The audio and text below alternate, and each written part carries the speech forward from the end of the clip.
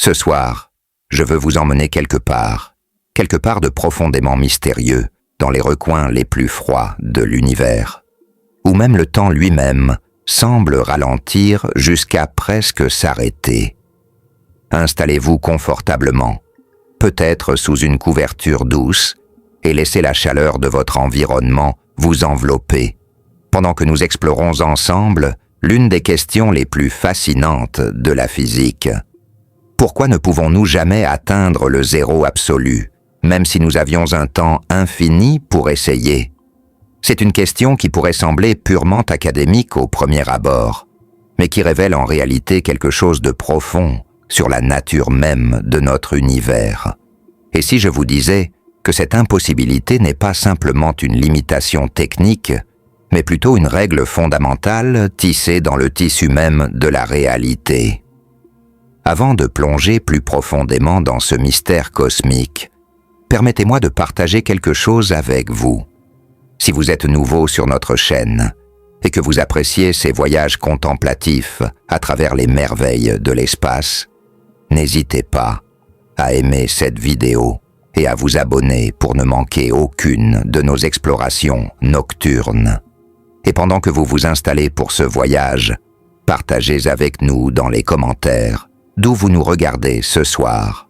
Peut-être depuis votre lit douillette à Paris, ou depuis un canapé confortable à Montréal, ou même depuis l'autre côté du monde.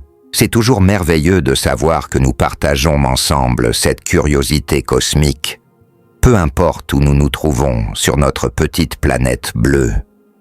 Imaginez, si vous le voulez bien, que vous flottez doucement dans l'espace, loin de toute étoile, dans l'un de ces vastes vides entre les galaxies. Ici, dans cette obscurité sereine, la température descend à des niveaux qui défient notre compréhension terrestre. Nous parlons de températures si froides que même l'idée de froid perd son sens habituel. Sur Terre, nous pensons qu'il fait froid quand l'eau gèle à 0 degré Celsius. Mais dans ces espaces cosmiques, la température peut descendre à moins 270 degrés Celsius, seulement 3 degrés au-dessus du zéro absolu. Et pourtant, même ici, dans ces cathédrales silencieuses de l'espace, nous ne pouvons pas atteindre cette limite ultime du froid, le zéro absolu, cette frontière mystérieuse de la température, se situe à moins 273,15 degrés Celsius, ou 0 Kelvin, comme les scientifiques préfèrent l'appeler. C'est le point théorique où tout mouvement atomique cesserait complètement, où l'univers lui-même semblerait s'arrêter dans une immobilité parfaite. Mais voici le paradoxe qui nous fascine ce soir. Cette immobilité parfaite n'est pas seulement difficile à atteindre, elle est fondamentalement impossible. L'univers, dans sa sagesse infinie, ou peut-être dans sa nature espiègle, a établi des règles qui interdisent cette stillitude absolue. Pour comprendre pourquoi, nous devons d'abord contempler ce qu'est vraiment la température. Ce n'est pas simplement une mesure du chaud ou du froid, comme nous le ressentons. La température est en réalité une danse, une valse cosmique des atomes et des molécules. Quand vous tenez une tasse de thé chaud entre vos mains, la chaleur que vous ressentez est le résultat de billions et billions de molécules d'eau qui vibrent, tournent et se cognent les unes contre les autres dans une frénésie microscopique. Plus cette danse est énergique, plus la température est élevée. Plus elle est lente et calme, plus la température est basse. Maintenant, vous pourriez penser qu'il suffirait simplement de ralentir cette danse jusqu'à ce qu'elle s'arrête complètement. Après tout, si nous pouvons ralentir une voiture jusqu'à l'arrêt, pourquoi ne pourrions-nous pas faire de même avec les atomes? C'est ici que l'univers révèle l'une de ses règles les plus subtiles et les plus profondes. Au niveau quantique, là où les lois de la physique deviennent étranges et merveilleuses, il existe quelque chose appelé l'énergie du point zéro. C'est une vibration minimale, un frémissement fondamental qui ne peut jamais être complètement éliminé. Imaginez que vous essayez de calmer complètement la surface d'un lac. Vous pourriez attendre que le vent tombe, que toutes les vagues s'apaisent, mais même dans l'air le plus calme, il y aurait toujours les plus infimes ondulations, causées peut-être par le battement d'ailes d'un papillon à des kilomètres de distance, ou par la vibration subtile de la Terre elle-même. De la même manière, les atomes ne peuvent jamais atteindre une immobilité parfaite. Ils conservent toujours ce qu'on pourrait appeler un tremblement quantique, une incertitude fondamentale dans leur position et leur mouvement qui est inscrite dans les lois mêmes de la physique quantique. Cette incertitude n'est pas due à nos limitations technologiques ou à notre manque de précision. Elle est tissée dans le tissu même de la réalité. Werner Heisenberg, l'un des pères de la mécanique quantique, a découvert que nous ne pouvons jamais connaître l'être simultanément, avec une précision parfaite, à la fois la position et la vitesse d'une particule.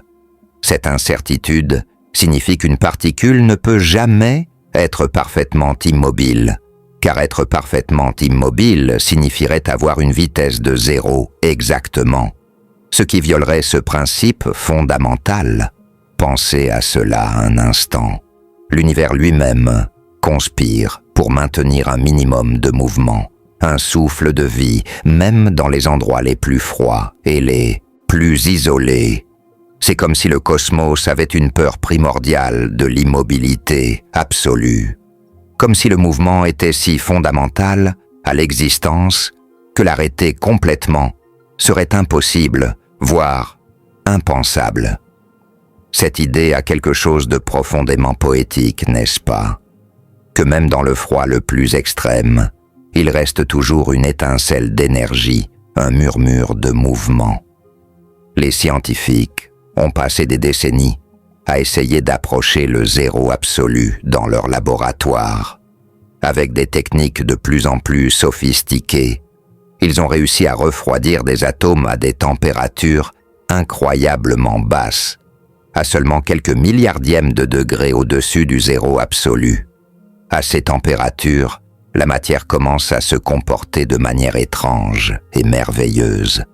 Les atomes perdent leur individualité et commencent à agir comme une seule entité quantique, créant ce qu'on appelle un condensat de Bose-Einstein, un état de la matière si exotique qu'il défie notre intuition quotidienne. Dans ces laboratoires silencieux, où les scientifiques utilisent des lasers pour ralentir les atomes et des champs magnétiques pour les piéger, nous voyons l'humanité pousser contre les limites ultimes de ce qui est possible. Chaque nouvelle expérience nous rapproche un peu plus du zéro absolu. Mais comme Zénon et son paradoxe de la flèche, qui ne peut jamais atteindre sa cible parce qu'elle doit d'abord parcourir la moitié de la distance, puis la moitié de la moitié restante, et ainsi de suite à l'infini, nous nous approchons toujours sans jamais vraiment arriver. Cette quête éternelle pour atteindre l'inatteignable a quelque chose de profondément humain. Nous sommes des créatures qui cherchent toujours à repousser les frontières, à explorer l'impossible, à toucher l'intouchable.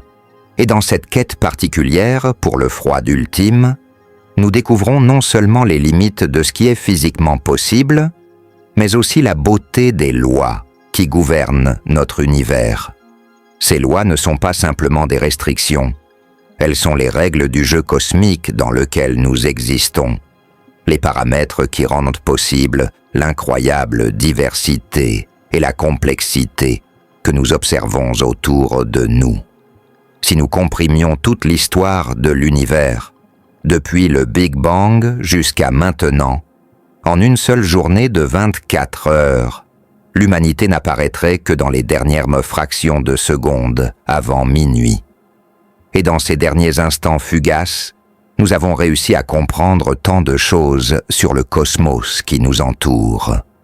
Nous avons découvert que l'univers a commencé dans une chaleur inimaginable et s'est refroidi pendant des milliards d'années.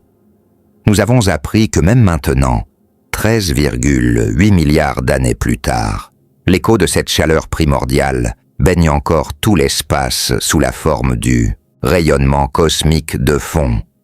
Ce rayonnement de fond, cette lueur fossile du Big Bang, maintient l'univers entier à une température d'environ 2,7 Kelvin, soit environ moins 270 degrés Celsius. C'est la température de base de l'univers. Le plancher thermique, en dessous duquel même l'espace vide ne peut pas descendre naturellement. Pensez-y, même dans le vide le plus parfait, loin de toute étoile ou galaxie, l'univers conserve cette chaleur résiduelle de sa naissance. C'est comme si le cosmos gardait toujours en lui le souvenir de ses premiers moments, une mémoire thermique qui ne peut jamais être complètement effacée. Cette chaleur de fond cosmique est l'une des raisons pour lesquelles le zéro absolu est si difficile à atteindre même dans l'espace. Pour refroidir quelque chose en dessous de cette température ambiante cosmique, il faut l'isoler activement de ce rayonnement omniprésent, créer une bulle de froid artificielle qui défie l'état naturel de l'univers. C'est un peu comme essayer de créer une zone de silence parfait au milieu d'une forêt bruissante. Peu importe à quel point vous isolez votre espace, il y aura toujours quelques vibrations, quelques murmures qui trouvent son chemin à l'intérieur. Mais même si nous pouvions parfaitement isoler un système du rayonnement de fond cosmique, même si nous avions une technologie parfaite et un temps infini, nous nous heurterions toujours à cette barrière quantique fondamentale. L'énergie du point zéro, ce frémissement irréductible de la réalité quantique, resterait. C'est une énergie qui ne peut pas être extraite ou éliminée, car elle fait partie de la définition même de ce que signifie exister dans notre univers.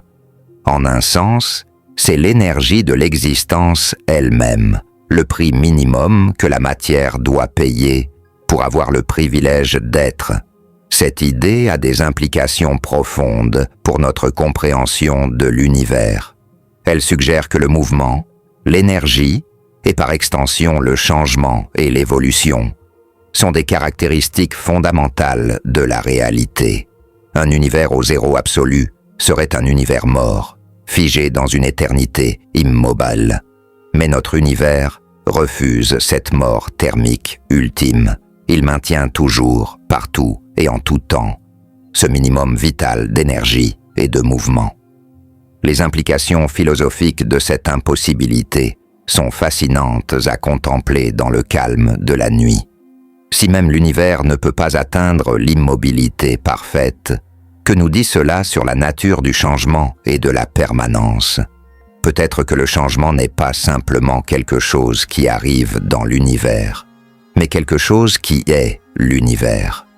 Peut-être que l'existence elle-même est synonyme de mouvement, de vibration, d'énergie. Dans cette perspective, le zéro absolu n'est pas simplement difficile à atteindre, il est conceptuellement impossible. Une contradiction dans les termes, comme un cercle carré ou un silence assourdissant. Cette barrière infranchissable nous enseigne aussi l'humilité. Malgré tous nos progrès technologiques, malgré notre capacité à manipuler la matière à l'échelle atomique et à sonder les profondeurs de l'espace, il existe des limites fondamentales à ce que nous pouvons accomplir. Ces limites ne sont pas des échecs de notre imagination ou de notre ingéniosité. Elles sont les contours de la réalité elle-même. Et il y a quelque chose de profondément apaisant dans cette yented, n'est-ce pas?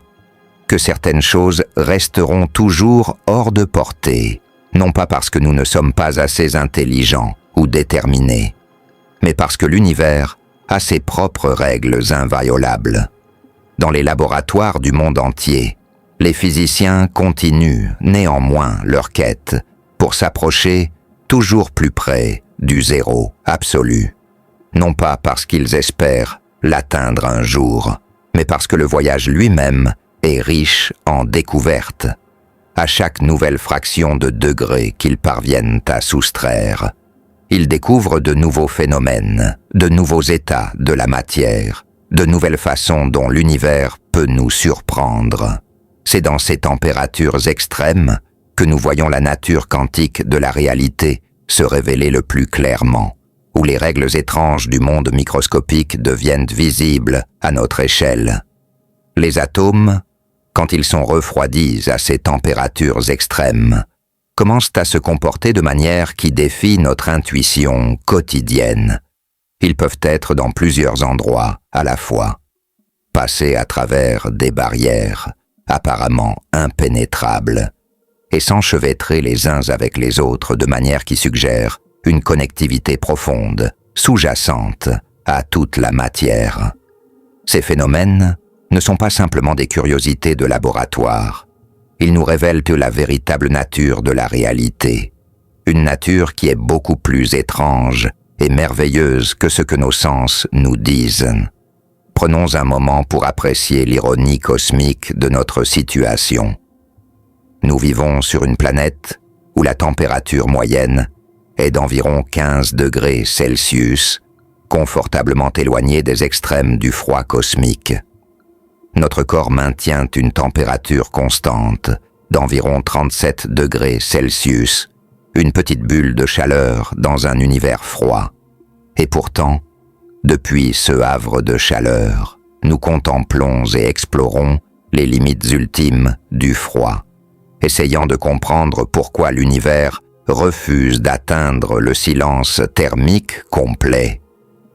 Cette exploration du froid extrême nous a donné des technologies qui transforment notre monde. Les supraconducteurs, qui fonctionnent à des températures très basses, permettent de créer des champs magnétiques puissants, utilisés dans les scanners IRM qui sauvent des vies. Les ordinateurs quantiques, qui nécessitent des températures proches du zéro absolu pour fonctionner, promettent de révolutionner notre capacité à résoudre des problèmes complexes.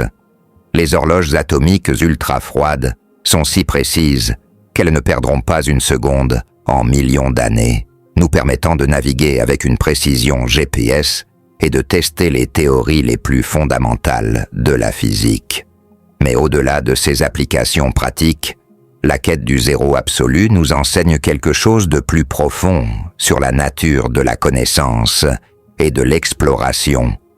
Elle nous montre que certaines des questions les plus profondes de la science ne concernent pas ce que nous pouvons faire, mais ce que nous ne pouvons pas faire. Les limites de le possible sont tout aussi instructives que les réalisations, peut-être même plus. Elles nous révèlent la structure cachée de la réalité, les règles non écrites qui gouvernent tout ce qui existe. Imaginez un instant que nous puissions réellement atteindre le zéro absolu. Que se passerait-il? Selon notre compréhension actuelle de la physique, ce serait impossible car cela violerait les lois fondamentales de la mécanique quantique.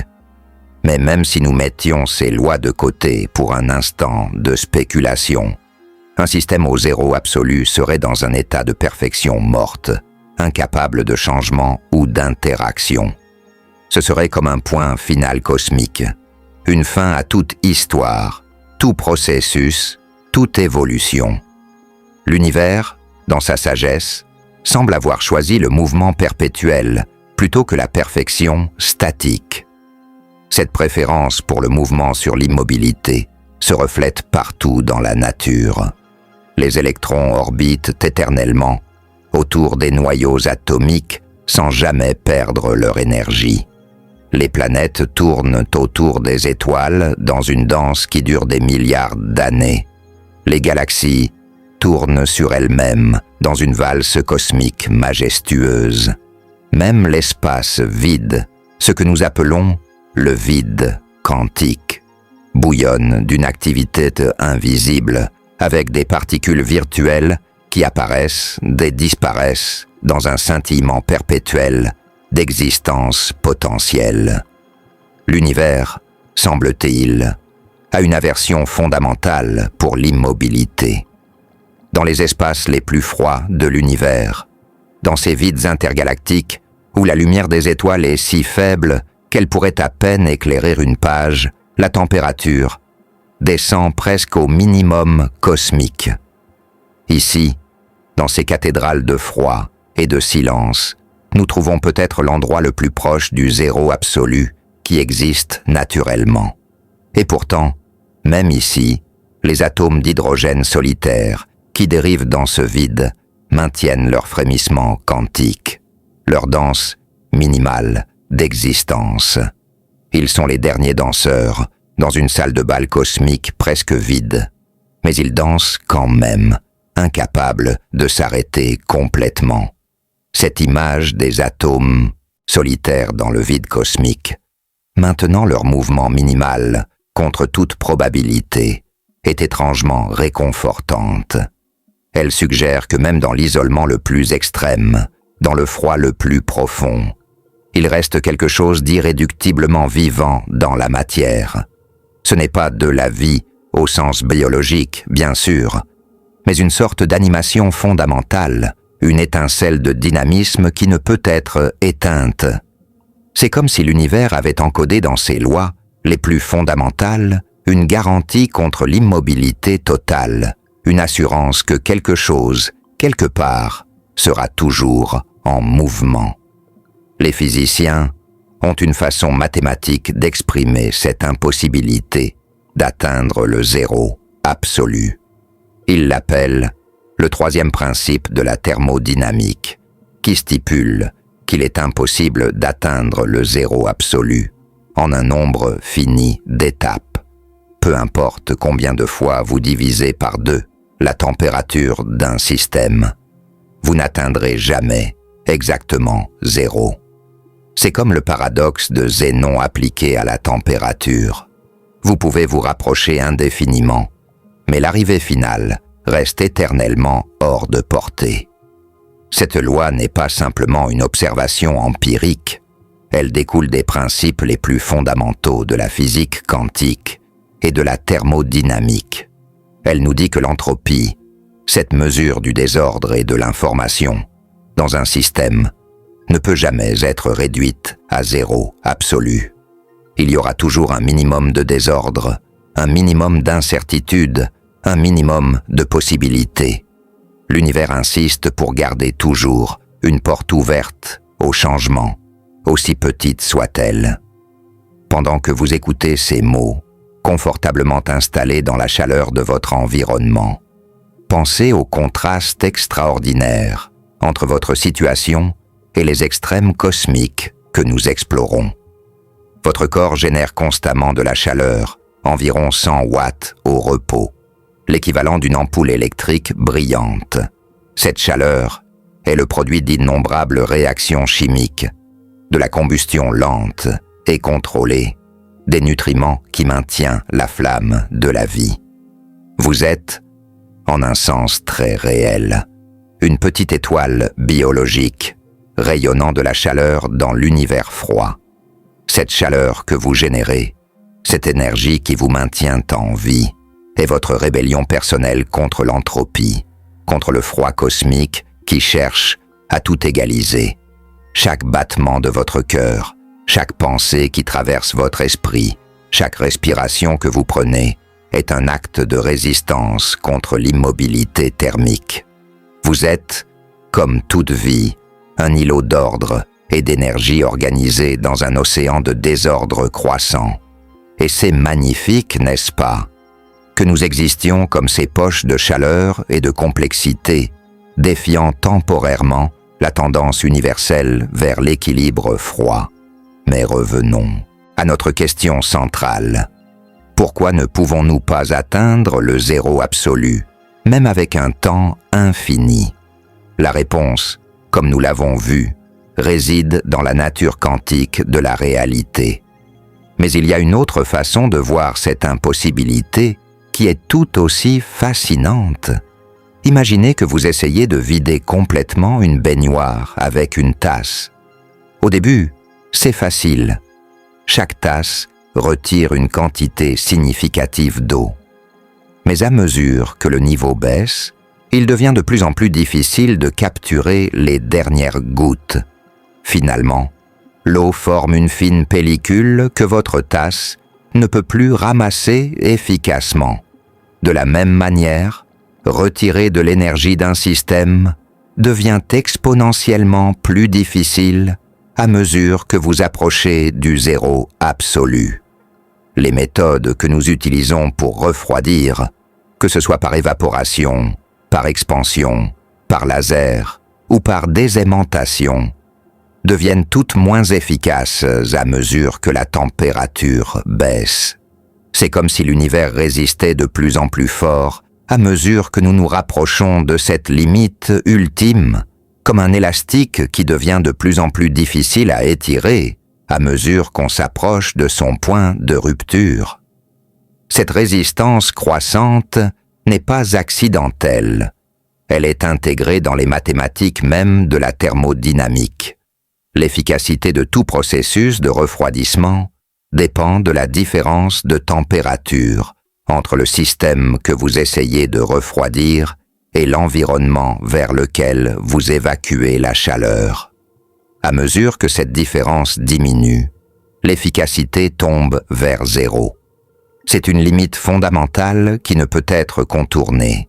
Peu importe la sophistication de notre technologie, les scientifiques ont développé des techniques incroyablement ingénieuses pour contourner ces limitations. Le refroidissement par laser, par exemple, utilise la lumière pour ralentir les atomes, exploitant l'effet Doppler pour ne cibler que les atomes les plus rapides. Le refroidissement par évaporation permet aux atomes les plus énergétiques de s'échapper, laissant derrière eux les plus froids. La désaimantation adiabatique utilise des champs magnétiques pour organiser les spins atomiques, puis les libère lentement pour absorber l'énergie thermique. Chacune de ces techniques est une merveille d'ingéniosité humaine, une danse délicate avec les lois de la physique pour pousser la matière vers des états de plus en plus exotiques. Dans ces expériences de froid extrême, nous voyons émerger des phénomènes qui semblent presque magiques. La superfluidité, où un liquide coule sans aucune viscosité, capable de grimper les parois de son contenant et de s'écouler à travers les plus petites fissures. La supraconductivité, où l'électricité circule sans aucune résistance, créant des champs magnétiques parfaits qui peuvent faire léviter des objets. Les condensats de Bose-Einstein, où des milliers d'atomes perdent leur individualité et agissent comme une seule entité quantique géante. Ces états de la matière nous montrent que le froid extrême n'est pas simplement l'absence de chaleur, mais un royaume entièrement nouveau de possibilités physiques. L'étude de ces phénomènes, près du zéro absolu, nous a révélé que la température n'est pas simplement une propriété de la matière, mais une fenêtre sur la nature fondamentale de la réalité. À des températures normales, le comportement quantique des atomes est masqué par l'agitation thermique, comme une mélodie délicate noyée dans le bruit d'une foule. Mais à mesure que nous refroidissons la matière, ce bruit diminue et la musique quantique sous-jacente devient audible. C'est dans ce silence presque parfait que nous entendons les véritables harmonies de l'univers. Cette métaphore musicale est particulièrement appropriée. Imaginez l'univers comme une vaste symphonie, avec chaque particule jouant sa propre note. À haute température, c'est une cacophonie chaotique, chaque instrument jouant sa propre mélodie sans coordination. Mais à mesure que nous refroidissons le système, les instruments commencent à s'harmoniser. Près du zéro absolu, ils jouent presque à l'unisson, créant des accords purs de comportement quantique collectif.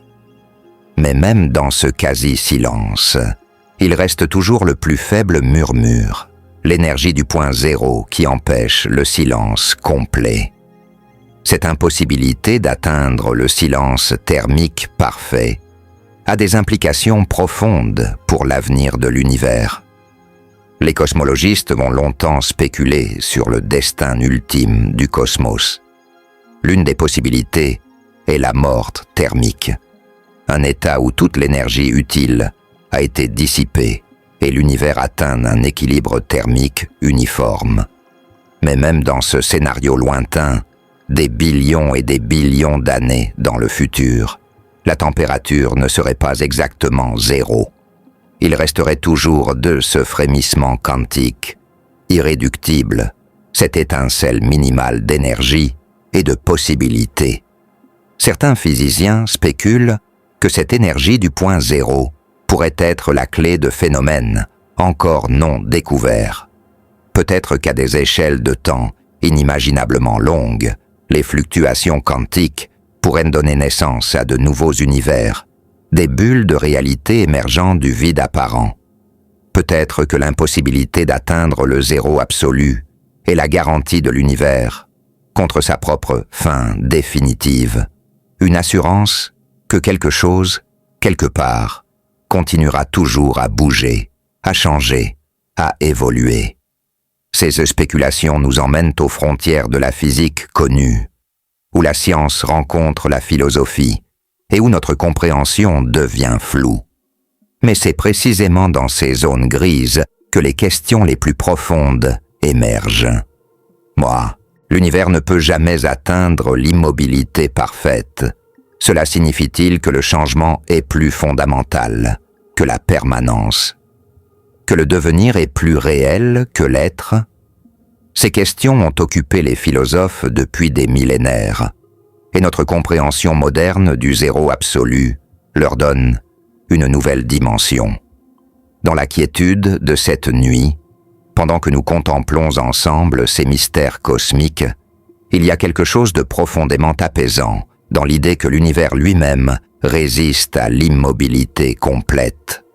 Cela suggère que le mouvement, le changement, et par extension la possibilité, sont tissés dans le tissu même de l'existence.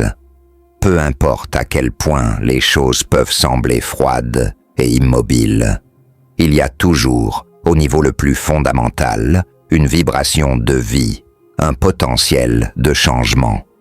Cette vibration minimale, cette énergie du point zéro, pourrait être vue comme le pouls de l'univers lui-même, un battement de cœur cosmique si faible qu'il est presque imperceptible, mais absolument vital.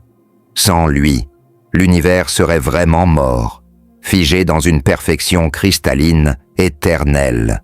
Mais avec lui, même dans les recoins les plus froids et les plus sombres du cosmos, il reste la possibilité du mouvement, du changement, de quelque chose de nouveau, émergeant du presque rien. Les implications de cette impossibilité s'étendent bien au-delà de la physique. Dans un sens métaphorique, elle nous enseigne que la perfection absolue, que ce soit le zéro parfait de la température ou tout autre absolu, reste toujours hors de portée. Il y a toujours un écart, aussi petit soit-il, entre l'idéal et le réel.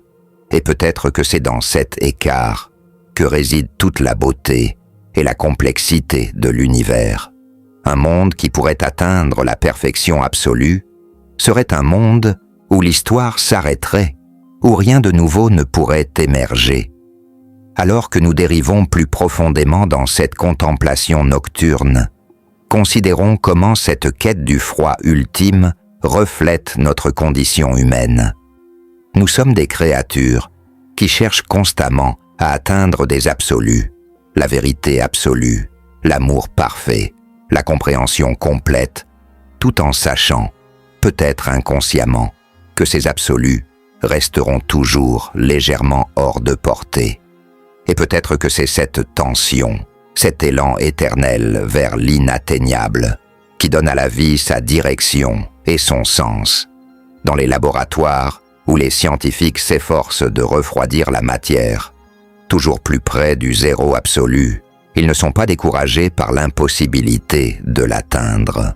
Au contraire, Chaque nouveau record, chaque fraction de degré gagnée est célébrée comme une victoire, car ce n'est pas la destination qui compte, mais le voyage, les découvertes faites en cours de route, les nouvelles questions qui émergent à chaque étape.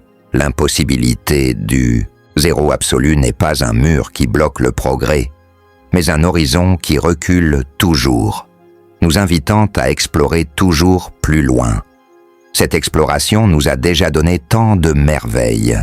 Les technologies qui émergent de la recherche sur le froid extrême transforment notre monde, de manière que nous commençons à peine à comprendre. Les ordinateurs quantiques promettent de résoudre des problèmes qui prendraient à nos ordinateurs classiques plus de temps que l'âge de l'univers. Les capteurs ultra-froids peuvent détecter les plus infimes variations de gravité, nous permettant de voir à l'intérieur de la Terre ou de détecter les ondes gravitationnelles d'événements cosmiques lointains. Les horloges atomiques ultra précises nous permettent de tester les théories d'Einstein avec une précision sans précédent. Mais au-delà de ces applications pratiques, la quête du zéro absolu nous a enseigné quelque chose de fondamental sur la nature de la connaissance scientifique. Elle nous a montré que certaines des découvertes les plus importantes ne concernent pas ce qui est possible, mais ce qui est impossible. Les limites de l'univers sont tout aussi révélatrices que ses possibilités. En cartographiant les frontières de l'impossible, nous définissons l'espace de ce qui peut exister, de ce qui peut arriver, de ce qui peut être connu. Chaque atome dans l'univers porte en lui cette impossibilité du zéro absolu. Du fer dans votre sang, aux étoiles dans le ciel nocturne, tout vibre avec cette énergie minimale qui ne peut être supprimée. Nous sommes, en un sens très réel, faits de mouvements irréductibles, d'énergie qui ne peut être éteinte. Cette idée transforme notre perception de la matière elle-même.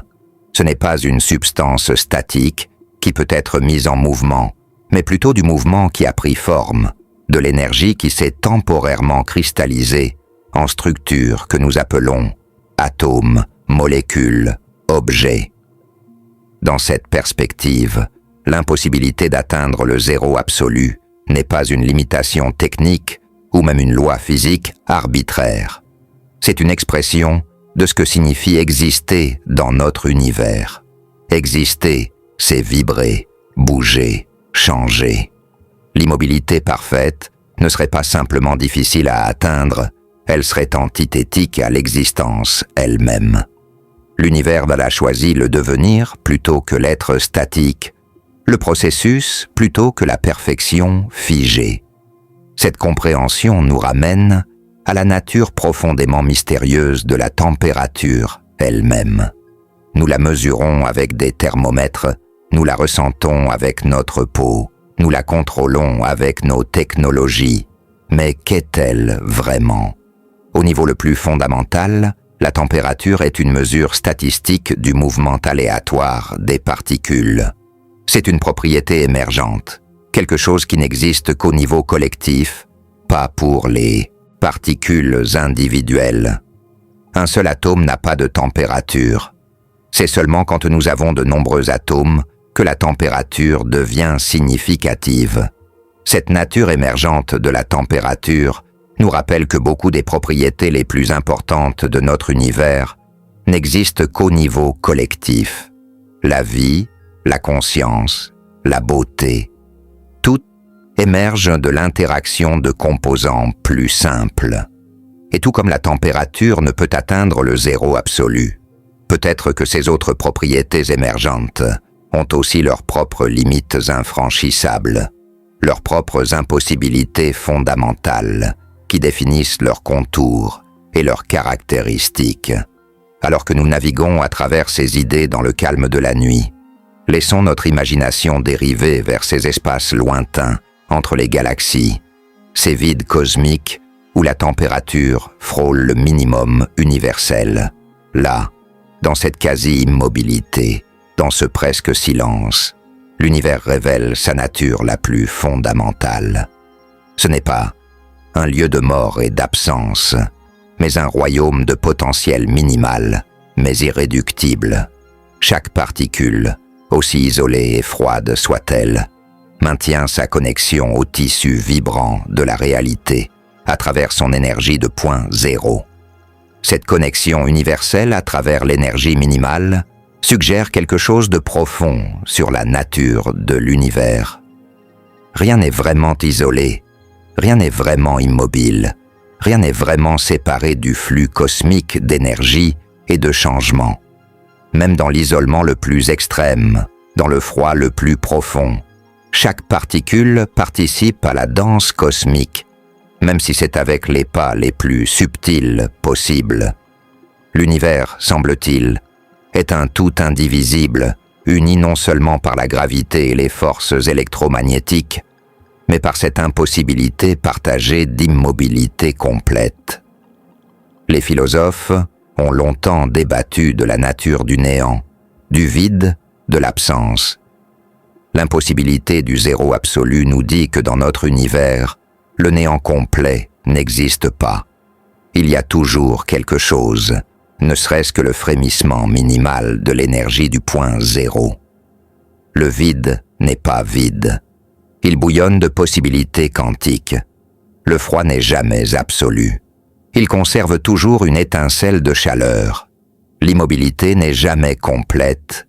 Il reste toujours un murmure de mouvement. L'univers, semble-t-il, a une aversion fondamentale pour les absolus négatifs, pour les zéros parfaits, pour les néants complets. Cette aversion pour le néant absolu pourrait être vue comme une affirmation cosmique de l'existence. L'univers insiste pour que quelque chose existe toujours, que le mouvement continue toujours, que la possibilité ne soit jamais complètement éteinte. C'est comme si les lois de la physique étaient écrites pour garantir que l'histoire cosmique ne s'arrête jamais, que le livre de l'univers n'atteigne jamais sa dernière page. Il y aura toujours un nouveau chapitre possible, un nouveau mouvement à faire, une nouvelle configuration à explorer, même si c'est à l'échelle la plus microscopique imaginable. Dans cette première partie de notre voyage, à travers le mystère du zéro absolu, nous avons exploré pourquoi cette limite ultime du froid reste éternellement hors de portée. Nous avons vu comment les lois quantiques de l'univers conspirent pour maintenir un minimum de mouvement, comment l'énergie du point zéro crée une barrière infranchissable à l'immobilité parfaite. Nous avons contemplé les implications philosophiques de cette impossibilité et comment elle reflète des vérités plus profondes sur la nature de l'existence elle-même. Alors que nous continuons notre exploration dans les chapitres suivants, nous plongerons encore plus profondément dans les mécanismes quantiques qui créent cette barrière. Nous explorerons les endroits les plus froids de l'univers et nous découvrirons comment les scientifiques utilisent des techniques toujours plus sophistiquées pour s'approcher de cette limite impossible. Le voyage vers le zéro absolu, comme nous le verrons, est un voyage vers le cœur même de ce que signifie exister dans notre cosmos remarquable. Chaque atome qui compose votre corps, en ce moment même, est engagé dans une danse éternelle, une valse microscopique qui a commencé au moment du Big Bang et qui continuera jusqu'à la fin des temps. Cette danse n'est pas chaotique ou aléatoire, bien qu'elle puisse le paraître à première vue. Elle suit des règles précises, des lois quantiques qui orchestrent chaque mouvement, chaque vibration, chaque rotation. C'est une symphonie jouée à une échelle si petite que nous ne pouvons pas la voir directement, mais dont nous ressentons les effets à chaque instant de notre existence.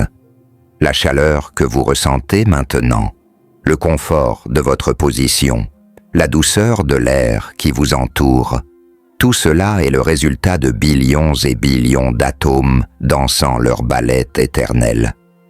Pour vraiment comprendre pourquoi nous ne pouvons jamais atteindre le zéro absolu, nous devons plonger dans ce monde microscopique et explorer la nature de ce mouvement atomique. Imaginez, si vous voulez, que nous rétrécissons jusqu'à la taille d'un atome, que nous entrons dans ce royaume où les lois familières de notre monde macroscopique cèdent la place aux règles étranges et merveilleuses de la mécanique quantique. Ici, dans ce domaine de l'infiniment petit, nous découvrons que le mouvement n'est pas quelque chose que les atomes font, c'est quelque chose qu'ils sont. Un atome n'est pas la petite bille solide que nous imaginions autrefois. C'est plutôt un nuage de probabilités, un fantôme mathématique qui n'existe vraiment nulle part, en particulier jusqu'à ce que nous l'observions. Les électrons ne tournent pas autour du noyau comme des planètes autour du Soleil. Ils existent dans des états de superposition, étant potentiellement partout dans leur orbitale à la fois. Cette nature probabiliste n'est pas due à notre ignorance ou à nos limites de mesure. C'est la nature fondamentale de la réalité à cette échelle. Dans ce royaume quantique, l'énergie n'est pas continue, mais vient en petits paquets discrets, appelés quanta. Un atome ne peut pas avoir n'importe quelle quantité d'énergie. Il doit avoir des quantités spécifiques, comme un escalier où vous ne pouvez vous tenir que sur les marches, jamais entre elles. Ces niveaux d'énergie définissent les états possibles de l'atome, et le passage d'un niveau à l'autre se fait par sauts quantiques instantanés, pas par des transitions graduelles. C'est cette nature discrète de l'énergie qui donne naissance à l'énergie du point zéro, le niveau d'énergie le plus bas possible, la marche du bas de l'escalier quantique dont on ne peut jamais descendre. Pensez à un pendule classique, celui que vous pourriez voir dans une vieille horloge. Si vous le laissez osciller sans ajouter d'énergie, il ralentira progressivement à cause de la friction et finira par s'arrêter complètement. C'est notre expérience quotidienne du mouvement. Il peut être complètement arrêté. Mais un pendule quantique, si une telle chose existait, ne s'arrêterait jamais complètement. Même dans son état de plus basse énergie, il continuerait à osciller légèrement, maintenant ce que nous appelons les oscillations du point zéro. Cette différence entre le monde classique et quantique n'est pas juste une curiosité théorique. Elle a des conséquences profondes pour tout dans l'univers.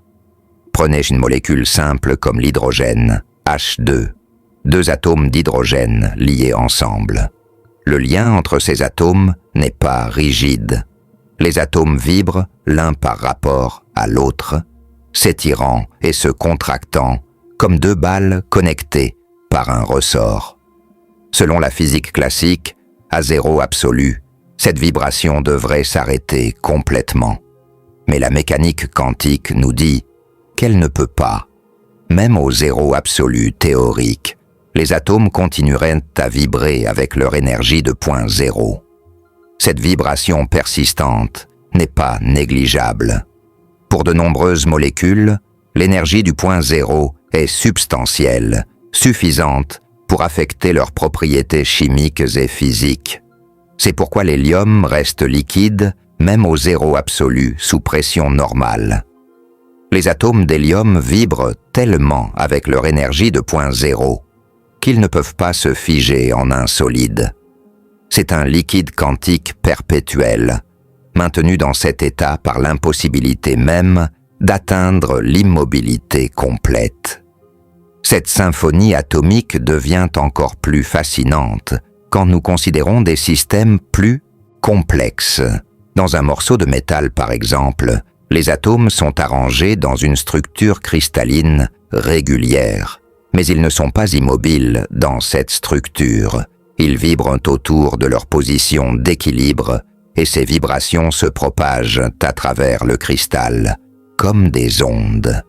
Ces ondes, appelées phonons, sont les quantas de vibration du réseau, et elles aussi ont une énergie de point zéro qui ne peut être éliminée.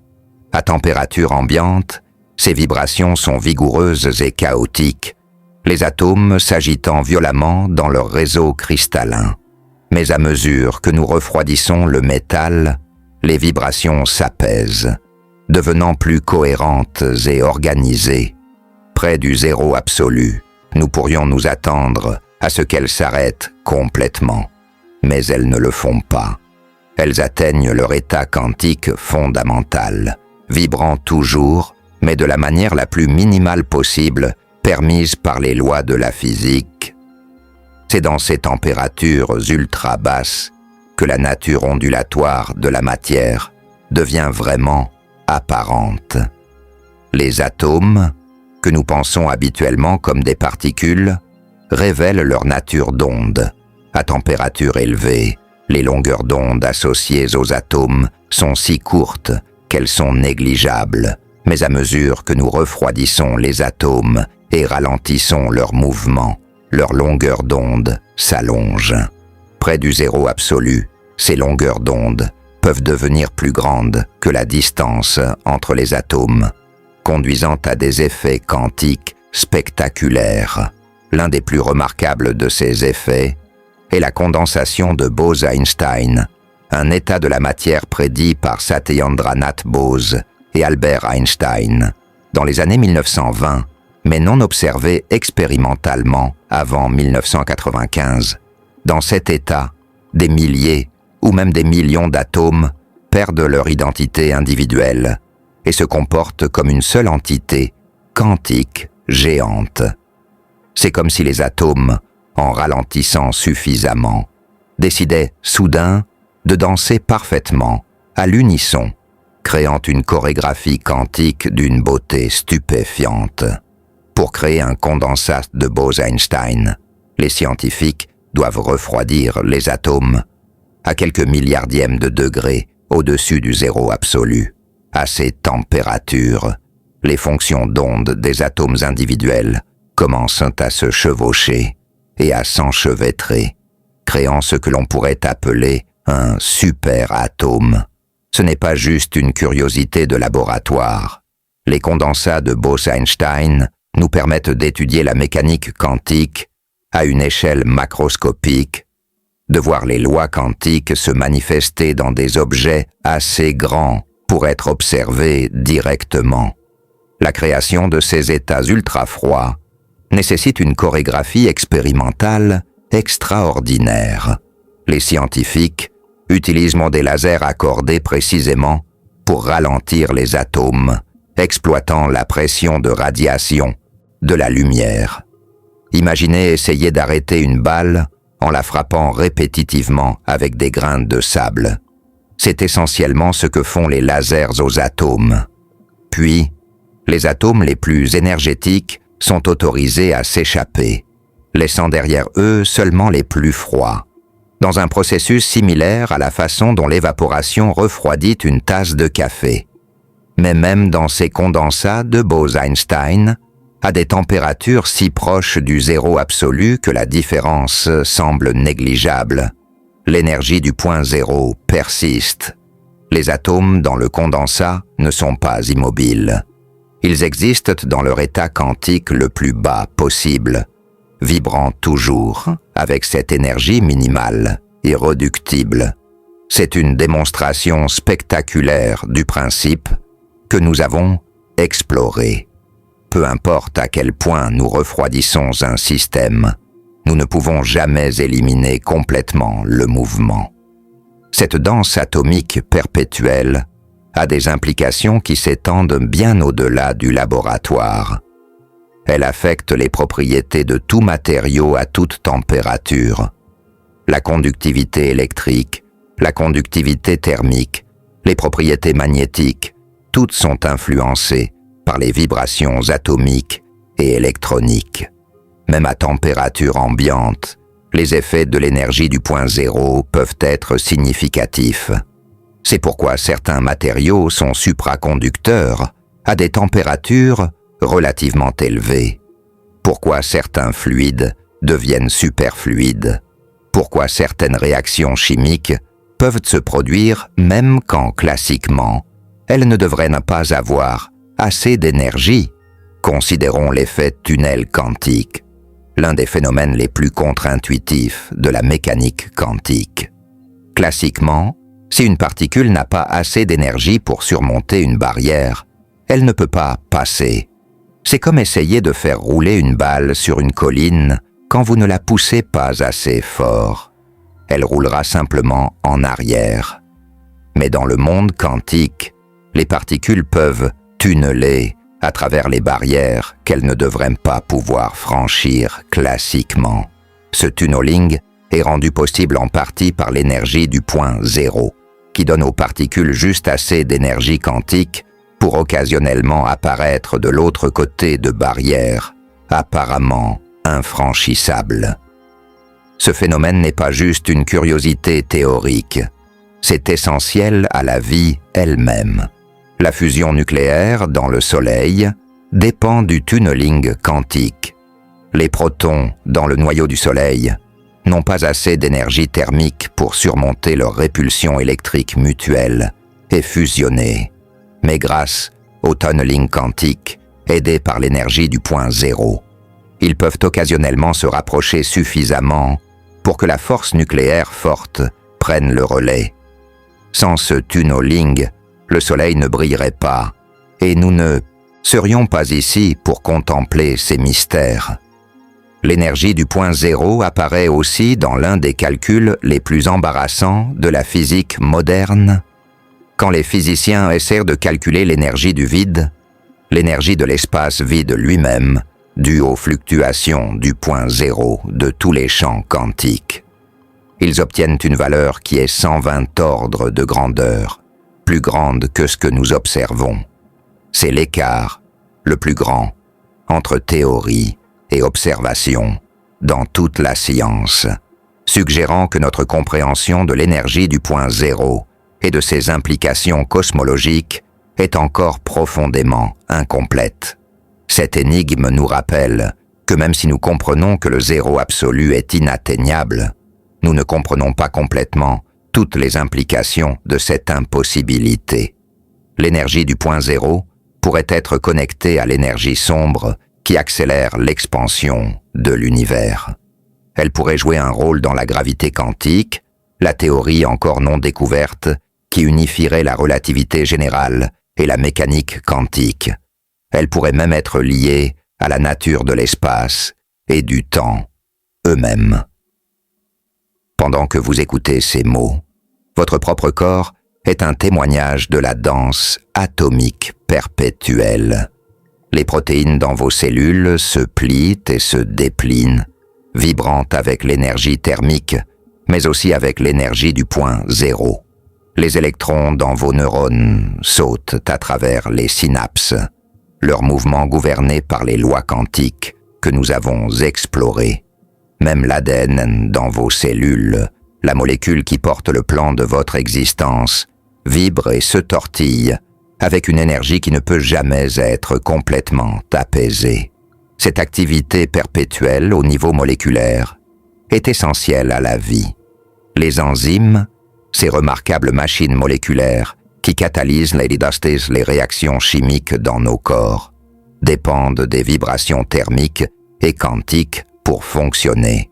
Elles utilisent l'énergie du mouvement moléculaire pour abaisser les barrières d'activation des réactions, permettant à la chimie de la vie de se dérouler à la température du corps. Sans cette danse moléculaire constante, la vie telle que nous la connaissons ne pourrait pas exister. La reconnaissance que le mouvement atomique ne peut jamais cesser complètement a transformé notre compréhension de la matière elle-même. Nous ne pensons plus aux atomes comme de petites billes dures, mais comme des nuages de probabilités, des concentrations d'énergie et de mouvement. Plutôt que des objets solides, la matière dans cette vue n'est pas quelque chose de statique qui peut être mis en mouvement, mais plutôt du mouvement qui a pris forme temporairement. Nous sommes, dans un sens très réel, faits d'énergie organisée, de mouvements structurés, de vibrations harmonisées en forme complexe. Cette perspective transforme notre compréhension de la solidité elle-même. la table sur laquelle votre appareil pourrait être posé, le sol sous vos pieds, les murs autour de vous. Tout cela semble solide et immobile. Mais au niveau atomique, c'est un tourbillon d'activité, des billions d'atomes vibrants, des électrons orbiting, des forces quantiques maintenant tout ensemble dans une danse dynamique qui crée l'illusion de solidité. La solidité n'est pas l'absence de mouvement, mais plutôt un mouvement organisé, contraint et cohérent. Même dans les matériaux les plus durs connus, comme le diamant, les atomes ne sont pas immobiles. Les atomes de carbone dans le diamant sont liés dans une structure tétraédrique rigide. Mais ils vibrent toujours autour de leur position d'équilibre. Ces vibrations, même à très basse température, affectent les propriétés du diamant, sa conductivité thermique, ses propriétés optiques, même sa dureté. Le diamant n'est pas dur parce que ses atomes sont immobiles, mais parce que leurs mouvements sont fortement contraints par la structure cristalline. Cette compréhension a conduit au développement de nouveaux matériaux aux propriétés remarquables. Les métamatériaux, par exemple, sont conçus pour contrôler la propagation des ondes, qu'il s'agisse d'ondes lumineuses, sonores ou même sismiques, en structurant la matière à des échelles comparables aux longueurs d'onde. Ces matériaux exploitent la nature ondulatoire de la matière et de l'énergie, utilisant la danse atomique à leur avantage plutôt que d'essayer de la supprimer.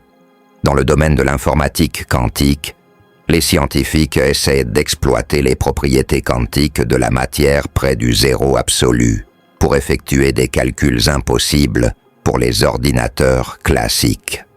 Les qubits, les unités de base de l'information quantique, doivent être maintenues à des températures extrêmement basses pour préserver leurs délicats états de superposition. Mais même à ces températures, l'énergie du point zéro joue un rôle, créant parfois du bruit qui perturbe les calculs, mais aussi permettant certains types d'opérations quantiques qui dépendent du tunneling ou d'autres effets quantiques. L'histoire de notre compréhension du mouvement atomique et de l'impossibilité du zéro absolu est aussi une histoire de l'ingéniosité humaine. Depuis les premières expériences sur les gaz à basse température, au XIXe siècle jusqu'aux laboratoires modernes, créant des condensats de Bose-Einstein, les scientifiques ont constamment repoussé les limites de ce qui est possible. Chaque avancée a nécessité de nouvelles technologies, de nouvelles techniques, de nouvelles façons de penser le problème du refroidissement. L'une des techniques les plus élégantes est le refroidissement par laser, qui semble paradoxal au premier abord. Comment la lumière, que nous associons à la chaleur, peut-elle refroidir quelque chose? La clé est d'utiliser l'effet Doppler. Les atomes se déplaçant vers une source de lumière voient la lumière décalée vers une fréquence plus élevée, tandis que ceux s'éloignant la voient décalée vers une fréquence plus basse. En accordant soigneusement les lasers, les scientifiques peuvent s'arranger pour que les atomes absorbent plus de lumière quand ils se déplacent vers les lasers, les ralentissant effectivement. C'est comme créer une mélasse optique dans laquelle les atomes ralentissent progressivement. Une autre technique, le refroidissement par évaporation, exploite le fait que dans tout ensemble d'atomes, certains n'ont plus d'énergie que d'autres. En permettant aux atomes les plus énergétiques de s'échapper, on laisse derrière soi un ensemble plus froid. C'est le même principe qui refroidit votre café quand vous soufflez dessus. Les molécules les plus énergétiques s'échappent en tant que vapeur, laissant derrière elles les plus froides. Dans les expériences de froid extrême, ce processus est répété encore et encore, chaque cycle rapprochant les atomes restants du zéro absolu. La désaimantation adiabatique, une autre technique, utilise les propriétés magnétiques des atomes. Dans un champ magnétique fort, les spans atomiques s'alignent, réduisant l'entropie du système. Quand le champ magnétique est lentement réduit, les spins se désordonnent à nouveau, mais ce processus absorbe de l'énergie thermique, refroidissant le système. C'est une danse délicate entre ordre et désordre, utilisant les propriétés quantiques de la matière pour extraire de la chaleur. Ces techniques nous ont permis d'explorer des régimes de température qui semblaient impossibles. Il y a seulement quelques décennies, nous avons créé des états de la matière qui n'existent nulle part, naturellement dans l'univers, du moins pas depuis les premiers instants, après le Big Bang. Nous avons observé des phénomènes quantiques à des échelles macroscopiques, brouillant la ligne entre le monde quantique microscopique et notre monde classique macroscopique. Mais malgré tous ces progrès, malgré notre capacité à atteindre des températures à seulement quelques milliardièmes de degrés du zéro absolu, nous ne pouvons toujours pas franchir cette dernière barrière. L'énergie du point zéro reste inviolable et insurmontable.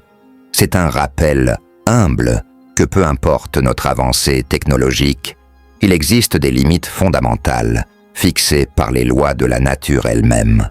Cette limitation n'est pas une défaite, mais une invitation à une compréhension plus profonde.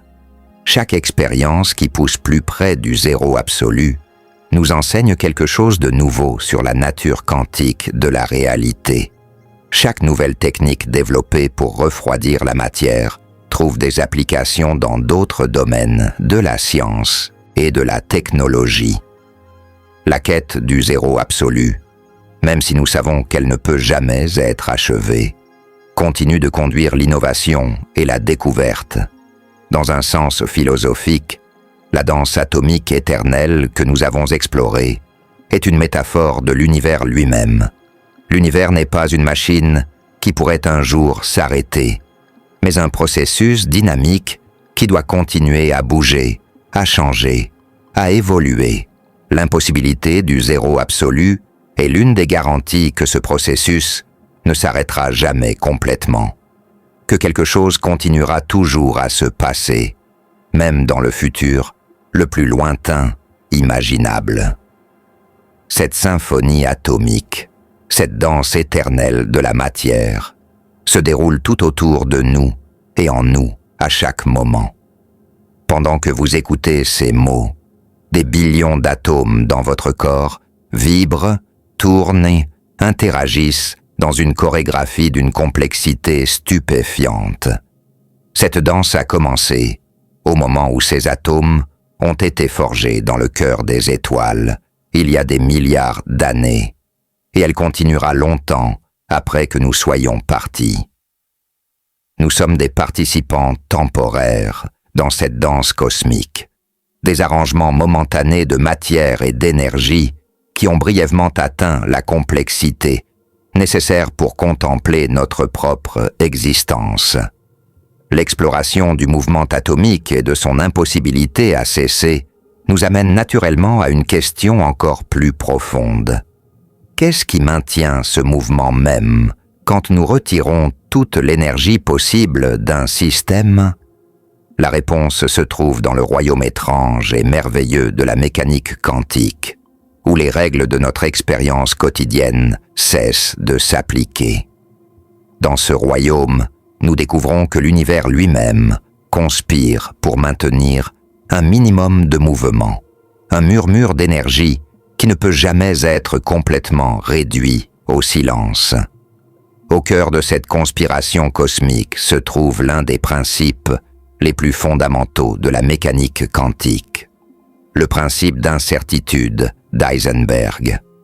Ce principe stipule qu'il existe des paires de propriétés, comme la position et la vitesse, ou l'énergie et le temps, qui ne peuvent jamais être connues simultanément avec une précision parfaite. Plus nous connaissons précisément l'une, moins nous pouvons connaître l'autre. Ce n'est pas une limitation de nos instruments de mesure ou de notre technologie. C'est une propriété fondamentale de la réalité elle-même. Imaginez essayer de photographier un colibri en vol. Si vous utilisez un temps d'exposition très court pour figer le mouvement, vous capturez une position précise, mais perdez toute information sur la vitesse et la direction du mouvement. Si vous utilisez un temps d'exposition plus long, vous voyez le flou du mouvement, mais ne pouvez pas déterminer exactement où se trouve l'oiseau à un instant donné. Dans le monde quantique, cette limitation n'est pas juste pratique, mais fondamentale. La nature elle-même ne connaît pas simultanément la position et la vitesse exacte d'une particule. Ce principe d'incertitude a une conséquence directe sur la possibilité d'atteindre le zéro absolu. Au zéro absolu, toutes les particules seraient parfaitement immobiles, ce qui signifierait qu'elles auraient une vitesse de zéro exactement, mais si nous connaissons leur vitesse avec une certitude parfaite, zéro, alors selon le principe d'incertitude, leur position devrait être complètement indéterminée. Elles pourraient être n'importe où dans l'univers. C'est clairement impossible pour des atomes dans un morceau de matière solide. Donc, les atomes doivent conserver un certain mouvement, une certaine incertitude dans leur vitesse, pour maintenir une position raisonnablement définie. Cette incertitude quantique fondamentale donne naissance à ce que nous appelons l'énergie du point zéro, ou les fluctuations du vide quantique. Même dans l'espace complètement vide, dépourvu de toute matière ou radiation, il existe un bouillonnement constant d'activité quantique, des paires de particules virtuelles, électrons et positrons, quarks et antiquarks, même photons, apparaissent spontanément du vide, existent pendant un instant infinitésimal, puis s'annihilent mutuellement et disparaissent.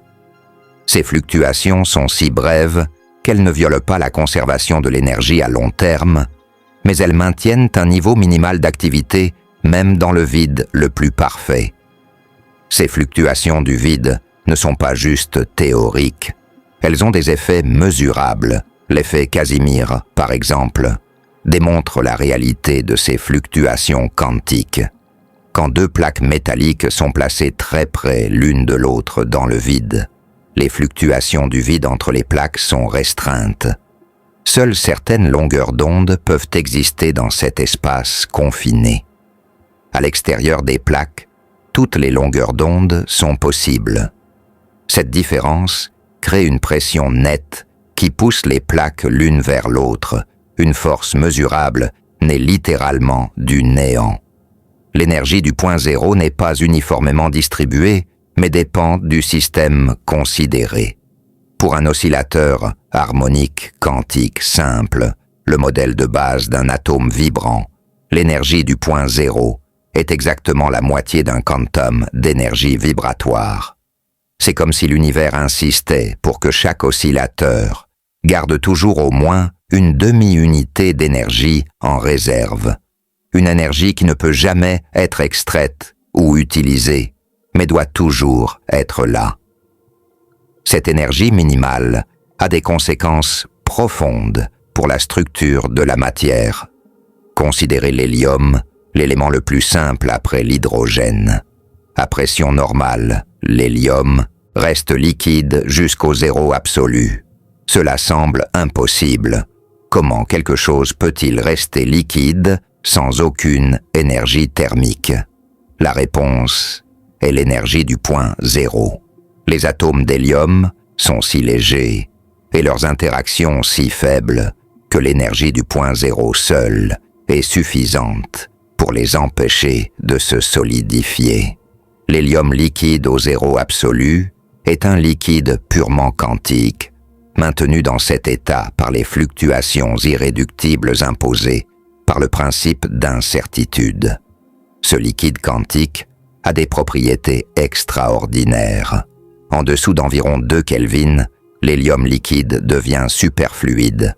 Il coule sans aucune viscosité, peut grimper les parois de son contenant et peut passer à travers des pores si petits qu'il bloquerait tout liquide ordinaire. Cette superfluidité est une manifestation macroscopique de la mécanique quantique, un état où les lois quantiques gouvernent le comportement d'un fluide entier, plutôt que seulement des atomes individuels. La superfluidité nous donne un aperçu de ce à quoi pourrait ressembler le monde si nous pouvions nous approcher arbitrairement près du zéro absolu. Dans un superfluide, le mouvement devient quantifié.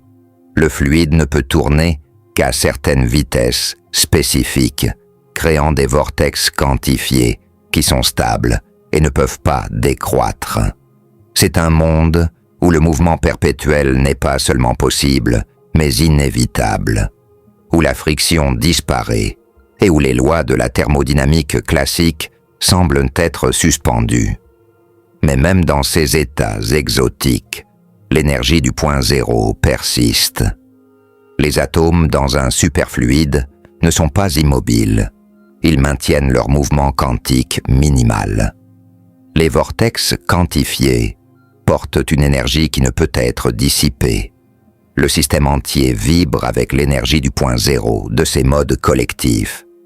La superfluidité n'est pas l'absence de mouvement, mais plutôt un mouvement parfaitement coordonné, une danse quantique synchronisée qui ne peut être perturbée.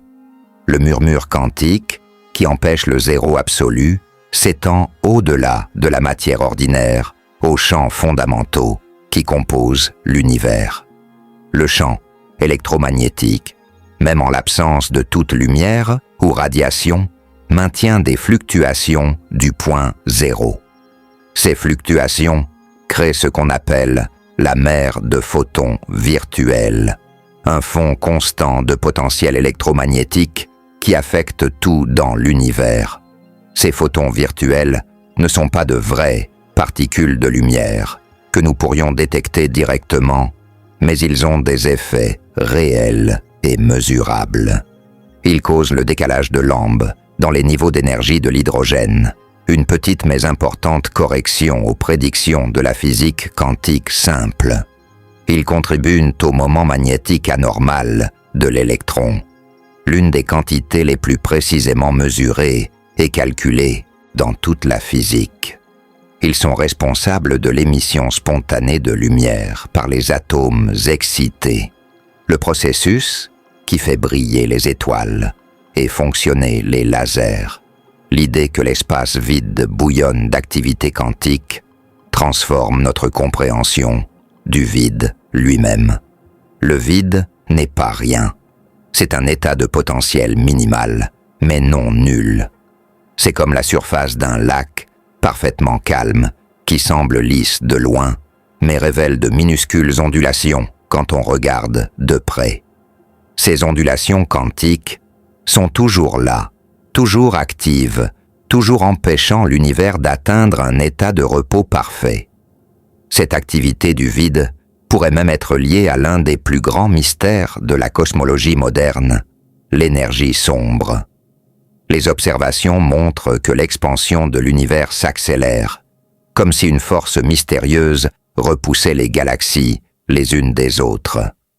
Cette force pourrait être liée à l'énergie du vide, aux fluctuations du point zéro de l'espace lui-même. Si c'est vrai, alors le murmure quantique qui empêche le zéro absolu pourrait aussi être la force qui détermine le destin ultime de l'univers. Les implications philosophiques de ce murmure quantique perpétuel sont profondes. Il suggère que le repos absolu, la paix parfaite, le silence complet ne sont pas seulement pratiquement impossibles, mais conceptuellement impossibles dans notre univers. Il y a toujours du mouvement, toujours du changement, toujours du potentiel. L'univers semble construit sur un principe de devenir perpétuel, plutôt que d'être statique. Même dans ses états les plus calmes et les plus froids, il maintient une étincelle irréductible d'activité.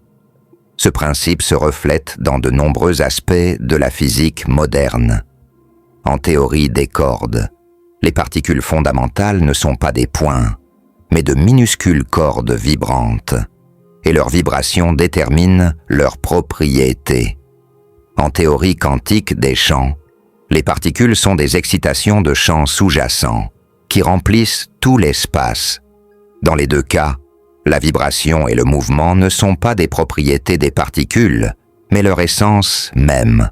La matière n'est pas quelque chose qui vibre, c'est la vibration elle-même. L'étude de l'énergie du point zéro a conduit à des spéculations fascinantes sur la possibilité de l'extraire et de l'utiliser.